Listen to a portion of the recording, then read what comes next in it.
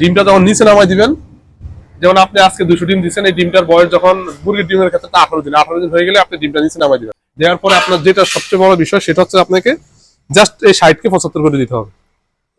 এই 60 এগুলো যা আছে সব তাই থাকবে, শুধু এই 60 কে 75 করে দিবেন। আর 60 কে 75 করার জন্য আপনি যেটা করবেন, এই সেট বাটনে একটা চাপ দিবেন, ঠিক আছে? এই যে দেখেন এর উল্টায় আসবে, এখন কিছু করা যাবে না। এখন হচ্ছে টেম্পারেচার, এখন যদি আপনি চেঞ্জ করেন তাহলে টেম্পারেচার চেঞ্জ হবে। আপনার টেম্পারেচার চেঞ্জ করার দরকার নাই।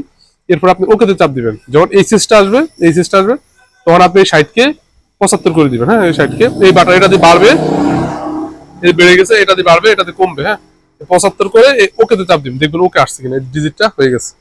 ঠিক আছে? ঠিক যখন আবার আপনার ডিমটা যখন ফুটা শেষ, সেম একইভাবে আপনি 75 করে 60 করে দিবেন। জাস্ট 3 সেকেন্ডের একটা বিষয়।